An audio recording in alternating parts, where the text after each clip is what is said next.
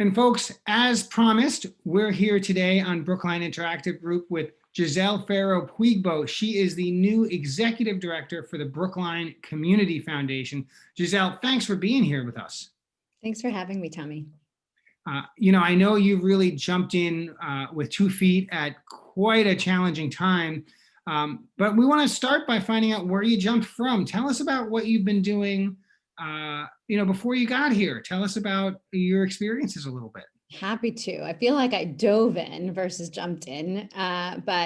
So I've been in the nonprofit sector for almost 2 decades. I actually started my career out as an attorney, but then really felt like I wanted to have impact in a different way. And I joined the nonprofit sector and have been doing nonprofit development, primarily in organizations that focused on education reform, like Teach for America. I was there in their Miami region, where I'm from, and then on their national team. And then what brought me to Boston was an organization called Health Leads, working to address social determinants of health and really focusing on health equity. And actually that organization was founded by a BHS alum. And so the connections are really interesting. I've been now in Boston for about 4 years and just really thrilled to be at the foundation. And, have you always known that the nonprofit sector is where you're meant to be? Has that always been a natural fit for you? The minute I joined, yes. I came from and come from a background, an immigrant family to this country, from the country of Colombia, where the nonprofit sector is not a thriving institution or a sector like it is here. It's definitely an American sector. I didn't know that there were organizations, people, foundations, corporations that gave money and funding and resources to nonprofit organizations to help them improve the lives of others. And the minute I joined the sector, I knew it was for me, and I hope to continue in it for many, many years to come. So the Brookline Community Foundation managed to convince you that they were the right next step for you. Why the Brookline Community Foundation? Of all the nonprofits out there doing great work, why BCF?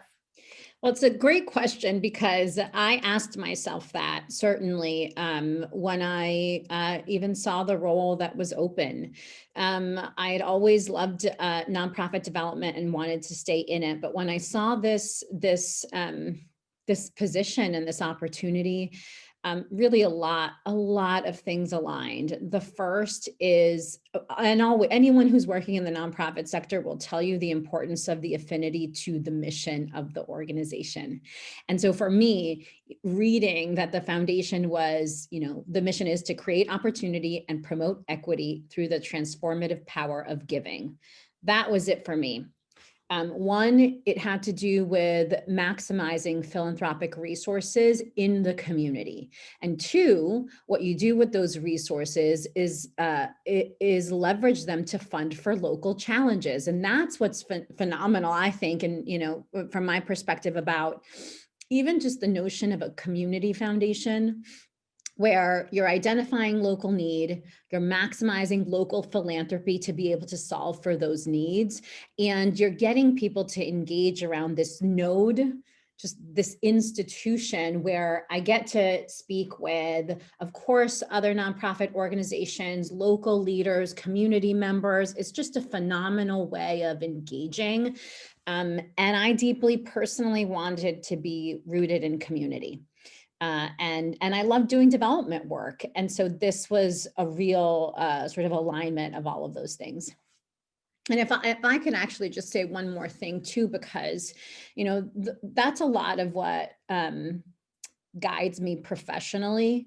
But one of the things that guide me personally is my background.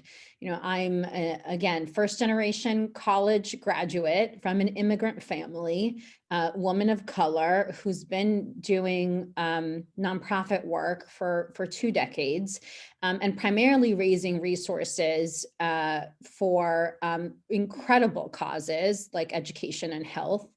But I never thought I'd have the opportunity to not only do that, but also be able to shape how funding would be distributed.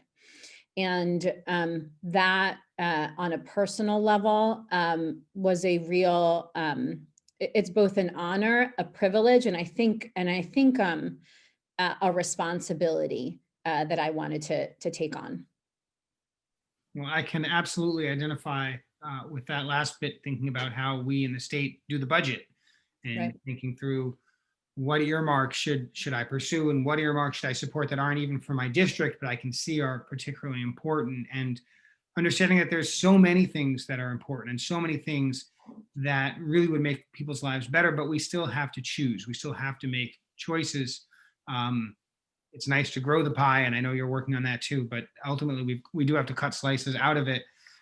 So you're at the BCF, and I know that I have no doubt you thought very carefully about BCF being a good fit for you, and that meant thinking about what the BCF has done in the past and also what it ought to do in the future. And look, all leaders come and they put their own spin on things. They put their own fingerprints on things.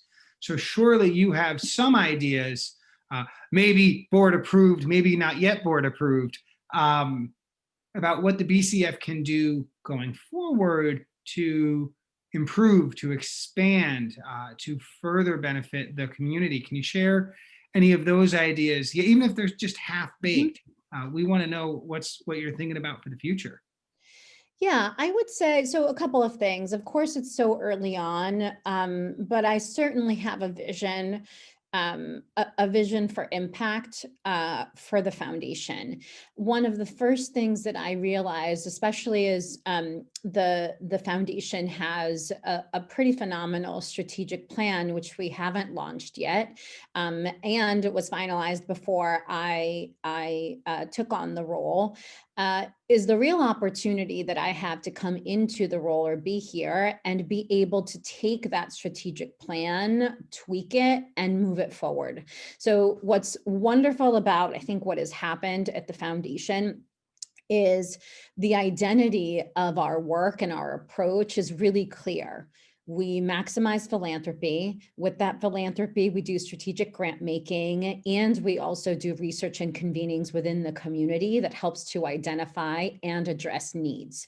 Right. So all of those three things are still, I think, core to the foundation and will continue in the future, certainly in the strategic plan. But what I would add to that is less of a what we do and more of a why we do it. So I'm really focused on determining how we can prioritize those who are most impacted by inequities. And that's really important because again, tying it back to our mission of creating opportunity and promoting equity, if Brookline isn't a thriving place for everyone who lives here, works here, or goes to school here, then we have to play a role as a foundation to be able to lift communities and people who don't have the same access and who don't have the same opportunities and are connected to our town. And so I think the specifics of that is to really figure out how to integrate diversity, equity, and inclusion into our strategic plan. Again, not changing what we do, but certainly how we do it and why. So that's one piece. And I think, I came to the foundation being really open about that in the earlier conversations. And the fact that the board offered me the role and the position, and I'm in it now, I think is a testament to the fact that they are in agreement with how we need to move the DEI pieces forward. So that's really important to me. The second piece that I would highlight is it's a community foundation. And many of the donations are from community members. If not all of our donations are from community members. And I think that there's a role, or there's a change that we can have in how we do our grant making. And so that includes really auditing our internal policies, practices around how we make decisions, who makes decisions, and what those decisions are made for. So I'm really excited to start thinking about our grant making processes in the next few months to be able to really practice more participatory grant making. So that's just exciting to me. Now, it's not obvious to me actually that viewers have a good sense for who in the community, or even, let me say it this way, what is the community that BCF serves? What does it mean to serve Brookline? Is that limited to longtime residents, or is that who's in the community? When we say the Brookline Community Foundation serves folks, who does it serve? So what's been incredible is the expansion of that term for us. For us, Brookline Community Foundation, the Brookline community includes those who live in Brookline, those who work in Brookline, and those who go to school in Brookline. And that, I think, is really important because there are so many people who might not be residents of our town who contribute to making this town a great place for everyone. And the ability for us to include them as a potential beneficiary or recipient of our work, I think, goes a long way in what I think many of us in Brookline feel is an inclusive community. I think that's really helpful, and I think it's a great answer. I want to talk a little bit about COVID, right? I mean, it's sort of hard to talk about anything in 2020 without either talking about a presidential election or a pandemic or both. So let's talk about the pandemic. Certainly, I've seen in my office that the needs of folks who live in Brookline have both broadened and deepened, right, during the pandemic. Folks need things they didn't used to need, and they need more of them. And this is housing, this is food insecurity, this is access to medical care, this is, educational challenges up and down the line. I'm sure that the Brookline Community Foundation has noticed this as well. And I'm sure that the Brookline Community Foundation is serving the community in a different way under COVID. Maybe you could sort of help us see what BCF is doing to help serve the community for issues exacerbated by or related to COVID, and let us know, what services folks who need some help might come to the BCF to get some help with. Absolutely. And I was referencing what I did before I joined the foundation, and essentially I was a health fundraiser in a pandemic. And it's an interesting, I think, moment to be in, any one of us. But that really gave me a perspective around the needs of people, certainly right now in this crisis. And not just general needs, but all of the essential needs that contribute to someone's health and well-being. It's not the access to medical care is just one slice of that. And what actually determines your health and well-being more so than your medical care are things like access to healthy and nutritious food, right? That you're not running out of food at the end of the month. Access to safe and affordable housing, transportation, employment, childcare, all of those things actually contribute more to your health, any person's health, than your medical care. And so really the definition of health was sort of turned on its head for me a few years back. So when I think about what the foundation started doing in partnership with others when the pandemic hit, certainly before my time, I'll share a little bit of that effort. So we've had the safety net fund for over 20 years already, which I think is something that people might not have known. So BCF has had this fund called the Safety Net Fund that provides emergency assistance for individuals and families that are facing financial crisis. And that particular fund, through what we call the Safety Net program, is administered by the Brookline Center for Community Mental Health. And so through their partnership, we're able to raise funding. People can give to the Safety Net Fund. We then partner with the Brookline Center where they're able to assist individuals who are facing crisis and just hardship during this time. So when COVID hit and the pandemic hit and those needs increased exponentially, we already had the mechanism in place to raise that fund and be able to support the Brookline Center and therefore individuals and families through that program. We've raised more than 1.2 million for the safety net since the COVID-19 crisis began. And I should also say how important the partnership with the town has been for that safety net fund, because I believe it was about 500,000 of those 1.2 were town commitments. And so again, the sector, nonprofit sector, the town, and the community foundation really standing up a way to immediately, pretty quickly, a way to be able to support individuals and families during the pandemic. And so we still have the safety net fund, and we don't know what the needs will be like in the future, this winter, the spring. But what we do know is that we still will continue to support families and individuals who have the need, and partner closely with the Brookline Center, as well as developing partnerships with the food pantry and the housing authority.